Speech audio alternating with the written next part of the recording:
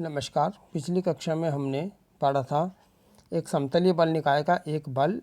एवं एक बल युग्म में समानयन, जिसमें हमने प्रमेय पढ़ी थी कि यदि किसी पिंड के विभिन्न बिंदुओं पर क्रियाशील समतलीय बल निकाय को उनके समतल में स्थित किसी स्वेच्छ बिंदु पर क्रियाशील एक बल एवं बल युग्म में समानित किया जा सकता है। आज हम उसी से आगे बढ़ रहे हैं, जिसमें हम पहली प्रमेय पढ़ रहे हैं, जिसका कथन है किसी दृढ़ पिंड को जो कि साम्यावस्था में नहीं है के विभिन्न बिंदुओं पर क्रियाशील समतलीय बल निकाय का या तो एक बल या एक बल युग्म में समानयन किया जा सकता है। यानी कि क्या कहना चाह रहे हैं इस प्रमेय में हम कि एक दृढ़ पिंड है जो कि साम्यावस्था में नहीं है, तो उस पर क्रियाशील विभिन्न बिंदुओं पर जो क्रियाशील समतलीय बल निकाय है उसका या तो एक बल में या फिर एक बल युग्म में समानयन हम कर सकते हैं, ये हमें बताना है। तो हम इसे पढ़ते हैं। क्योंकि हमने इसका प्रूफ हम करते हैं, इससे पहले हम पढ़ चुके हैं पिछले कक्षा में कि समतलीय बल निकाय का एक स्वेच्छ बिंदु पर क्रियाशील बल R या O के सापेक्ष, मूल बिंदु O के सापेक्ष एक बल युग्म में हम समानयन कर सकते हैं, उसका समानयन किया जा सकता है। तो यहाँ पर हमारे पास जो है अब तीन स्थितियाँ आती है। पहली स्थिति जो है वो है कि यदि R जो है वो 0 हो और G नॉट इक्वल टू 0 हो, यानी कि परिणामी बल तो 0 हो और बल युग्म का जो आघूर्ण वो 0 के बराबर नहीं हो। तो इस स्थिति में क्योंकि R तो 0 है, इसलिए निकाय का केवल मात्र एक बल युग्म G में ही समानयन हो जाता है। दूसरी स्थिति हम देखते हैं कि अगर R नॉट इक्वल टू 0 हो और G जो है वो 0 के बराबर हो, तो इस केस में चूंकि G 0 है इसलिए बल निकाय का जो है वो केवल मात्र एक परिणामी बल R में ही समानयन किया जा सकता है, उसमें जो है समानित हो जाता है बल निकाय। तीसरी स्थिति जो है वो इम्पॉर्टेंट है, वो क्या है कि जब परिणामी बल भी 0 के बराबर नहीं हो और बल युग्म का आघूर्ण भी जो है वो 0 के बराबर नहीं हो, तो इस स्थिति में निकाय जो हमारे पास बल निकाय है उसमें हम क्या देखते हैं, उस युग्म का, बल युग्म का हम क्या करते हैं, दो एक समान लेकिन विपरीत बल R में प्रतिस्थापन करते हैं। जैसा कि हमारे पास जो बल निकाय है उसका परिणामी ये रहा हमारे पास R, तो बल युग्म को हम क्या दो समान लेकिन विपरीत बल R से प्रतिस्थापित करते हैं, जिसमें पहला तो जो है वो यहाँ चित्र में दर्शाया गया है OA के अनुदिश R और दूसरा जो है O' के अनुदिश R इस दिशा में क्रियाशील है। तो इससे निकाय पर कोई फर्क नहीं पड़ेगा क्योंकि दोनों समान लेकिन विपरीत दिशाओं में हैं, इसलिए हम इसको बल युग्म को समान लेकिन विपरीत दिशाओं में जो बल है R उससे प्रतिस्थापित कर सकते हैं। यहाँ पर हमें OO' इस प्रकार दिया हुआ है, ये हमें दिया हुआ है कि OO' जो है वो G/R के बराबर होगा और यहाँ पर OO' जो है वो OA के परपेंडिकुलर, ये देखिए आप OO' जो है वो OA के लंबवत यहाँ पर है, इस प्रकार हमें ये दिया हुआ है। तो ऐसा प्रतिस्थापन करने से हमारे पास जो O बिंदु पर क्रियाशील बल है वो एक तो R ये रहा और दूसरा ये रहा R, ये दोनों एक दूसरे को जो है संतुलित करते हैं। तो इस प्रकार जो सिस्टम है निकाय वो इस बिंदु O' पर जो O'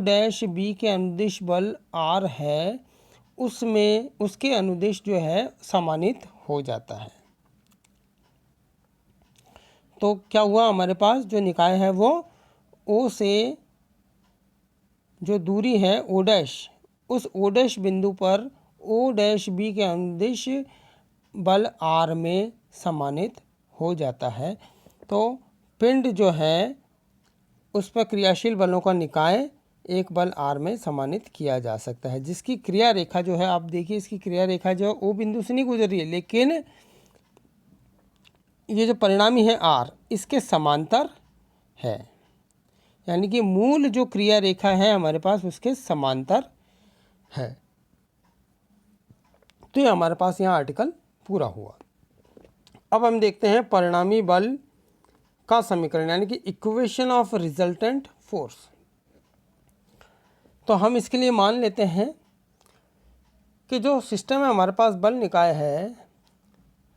वो O बिंदु पर क्रियाशील एक बल R और O के सापेक्ष G आघूर्ण के एक बल युग्म के तुल्य है, उसके बराबर है। और चूंकि हमने अभी पढ़ा है कि बल निकाय को केवल हम एक परिणामी R में भी सम्मानित कर सकते हैं, जो कि हमने अभी पिछली आर्टिकल में पढ़ा है। तो यदि हम ऐसा करें, यानी कि उस निकाय को एक परिणामी R में सम्मानित करें, तो ये जो परिणामी है हमारे पास वो क्या आता है, O डैश बिंदु पर, जो ये चित्र में दर्शाया गया है, O डैश बिंदु पर O डैश B के अनुदिश उसके अलॉन्ग क्रियाशील होता है। अब यदि हम इस O डैश B पर, यहाँ हम O डैश B पर यदि H के एक बिंदु ले लें, तो इस बिंदु के सापेक्ष हम बल आघूर्ण देखें, तो यदि हम उसे G डैश मान लें, O डैश हम H के हमने क्या लिया, एक बिंदु O डैश B पर एक बिंदु H के ले लिया, तो इस O डैश B, इस O डैश B के जो है हमारे पास यह हमने ले लिया है, इसके सापेक्ष इस पे बिंदु जो है हमारे पास क्या है, O डैश B पर हमने क्या लिया है, H के। तो इस H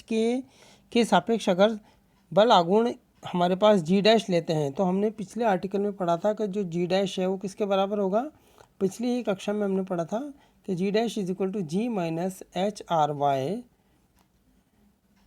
plus K R X, इसके बराबर होगा।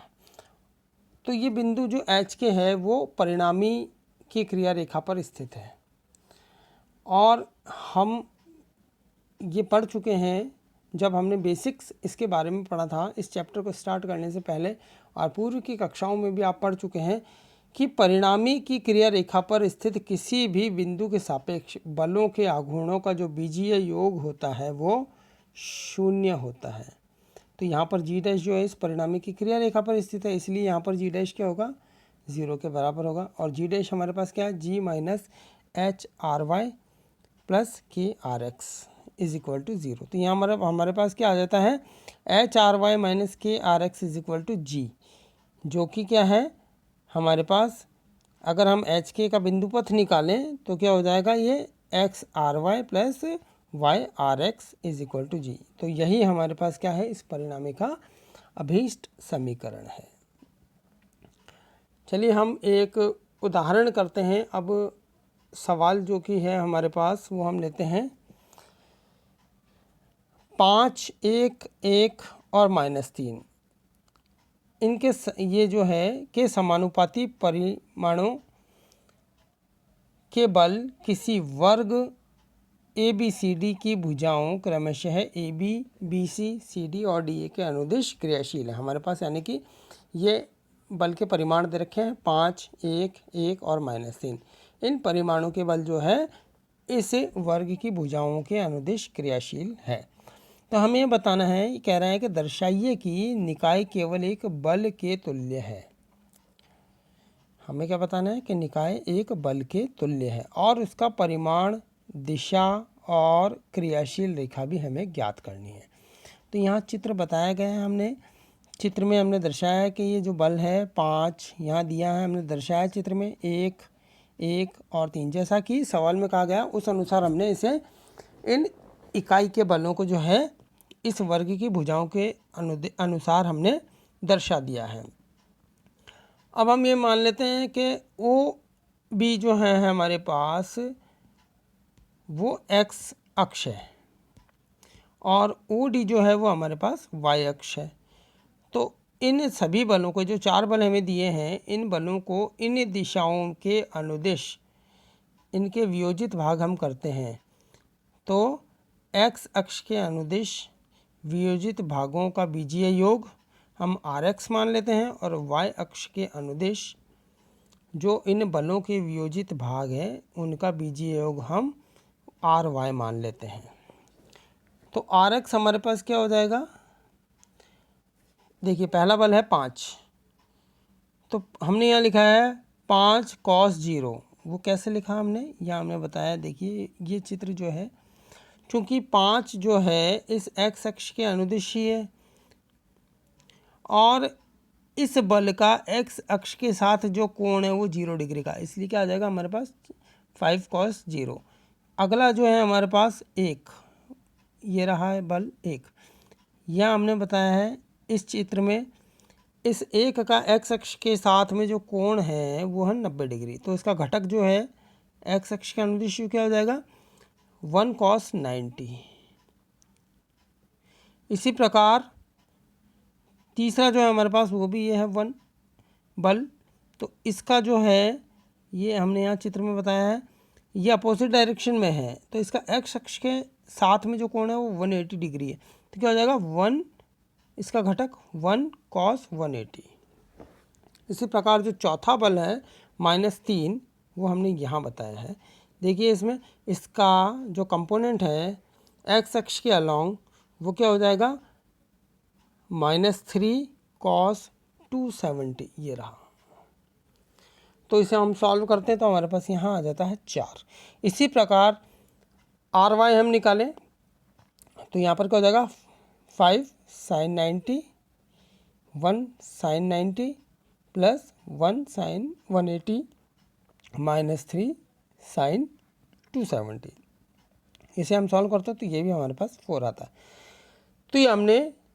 इन बलों के x अक्ष के अलॉन्ग जो कंपोनेंट है उनका बीजीय योग और y अक्ष के अनुदिश जो हमारे पास कंपोनेंट है उसके अनुदिश हमने बीजीय योग निकाल लिया rx और y जिसे हमने बताया है, तथा मूल बिंदु के सापेक्ष जो है हमारे पास आघूर्णों का बीजीय योग। अब आघूर्ण जो है हमारे पास देखिए बल कौन कौन से हैं 5, 1, 1 और -3, तो इन बलों के आघूर्णों का बीजीय योग। तो पहले हम सबसे पहले 5 के लिए देखते हैं, तो जी किस किस के बराबर होगा, यहाँ देखते हैं हम जी जो है ये हमने लिखा है जी बराबर होगा, पहला है हमारे पास बल 5, यहाँ इस चित्र में देखें 5 हम देखते हैं तो हम इसके दोनों तरफ अपोजिट मतलब दोनों बैलेंस करने के लिए हमने क्या किया, दोनों तरफ अपोजिट डायरेक्शन में बल लगाए। तो 5 का जो है x अक्ष पर ही लग रहा है और इसकी क्रिया रेखा के साथ इसकी दूरी जो है वो 0 है, इसका मतलब क्या आ जाएगा यहाँ 5.0। अगला बल हमारे पास 1 है, ये देखिए 1, यह हमने इसको लिया तो 1 ये रही दिशा इसकी, और इससे हमने क्या किया कि दोनों तरफ हमने क्या कर दिया, इसे बैलेंस करने के लिए बल लगा दिया। तो हमारे पास ये देखिए 1 और ये जो है इन बल के साथ में जो है इसकी क्रिया रेखाओं से इसकी दूरी जो है वो कितनी है a, तो हमारे पास कितना आ जाएगा 1.a। इसी प्रकार तीसरा जो है वो भी 1 है, वो यहाँ हमने बताया है ये रहा, तो वो कितनी है हमारे पास बल, तो हमारे पास 1 है और इसकी जो है लंबवत दूरी ये हमारे पास ये भी कितनी है a, तो यानी कि 1.a। चौथा जो है हमारे पास -3, तो देखिए -3 ये रहा, ये जो है इसकी बल की इस क्रिया रेखा की से ही जो लंबवत दूरी है वो 0 है, इसका मतलब -3.0। तो इसको हम देखते हैं तो ये टोटली सॉल्व होकर के हमारे पास 2a के बराबर आता है। अब परिणामी की हम बात करते हैं तो परिणामी जो है वो क्या होता है square root of rx² plus ry², जो कि हम सॉल्व करते हैं तो हमारे पास ये आता है 4 और √2 इकाई के बराबर आ जाता है। अब यदि परिणामी ए बी के साथ में अगर थीटा कोण बनाता है, यहाँ हम देखें कि अगर ये रिजल्टेंट जो है ये इस ए बी के साथ में ये वाला जो कोण है ना ये थीटा है, ये अगर थीटा कोण बनाता है तो थीटा इज इक्वल टू हमारे पास होता है tan इनवर्स ry/rx, जो कि हम सॉल्व करते हैं तो हमारे पास 45 डिग्री का एंगल आ जाता है ये। और परिणामी की क्रिया रेखा जो कि हमने इससे पूर्व में आर्टिकल पढ़ा है, उस परिणामी की क्रिया रेखा अगर हम उससे निकालें तो हमने क्या देखा था, क्रिया रेखा का समीकरण, रिजल्टेंट का equation X R Y minus Y R X is equal to G. तो यहाँ से हम इसे जब आर वाई और आर एक्स की वैल्यू पुट करते हैं तो हमारे पास क्या आता है, 2x minus Y is equal to A. ये परिणामी की क्रिया रेखा आ गई। अब हमने जो आर्टिकल पढ़ा था उसमें हमने क्या बताया था कि ओ डैश इस तरह से परिभाषित है। ये जो ओ बिंदु से लेके ओ डैश की जो दूरी है यहाँ पर चित्र में, वो किस तरह से परिभाषित की गई थी, O dash is equal to G upon R. तो यहाँ जब जी की वैल्यू रखते हैं, हम आर की वैल्यू रखते हैं, तो हमारे पास ये आती है वैल्यू ए अपॉन 2√2। तो देखिए यहाँ हमने चित्र में भी बताया है, ओ से ओ डैश की जो दूरी है वो हमने बताई है ए अपॉन 2√2। इसका मतलब ओ से ए अपॉन 2√2 दूरी पर जो बिंदु ओ डैश हमने लिया है, बल निकाय जो है क्या है, ये जो आर का परिमाण है वो क्या है, 4√2 इकाई परिमाण के एक बल के तुल्य होगा। यानी कि ओ से 4 क्या लिया है, ओ से ओ डैश की दूरी हमारे पास क्या आई है, ए अपॉन 2√2। यानी कि ओ से ए अपॉन 2√2 दूरी पर एक बिंदु ओ है जिस पर ओ डैश पी के अनुदेश जो हमारे पास परिणामी आर है और उसका परिमाण कितना है, 4√2। इस इकाई के परिमाण के तुल्य जो है वो हमारे पास ये सिस्टम समानित हो जाता है, जो कि अभी परिणामी जो है वो आर के समांतर है। ये जो हमारे पास रिजल्टेंट आर है इसके समांतर ये वाला, और ओ डैश पी के अनुदिश क्रियाशील है। तो कुल मिलाकर के हमारे जो फाइनल रिजल्ट जो है वो क्या है कि निकाय जो है हमारे पास वो 4√2 परिमाण के एक बल के तुल्य है, जो कि ओ से ए अपॉन 2√2 दूरी पर क्रियाशील है। तो आज के लिए इतना ही। अगले भाग के लिए हम अगली कक्षा में पढ़ेंगे। धन्यवाद।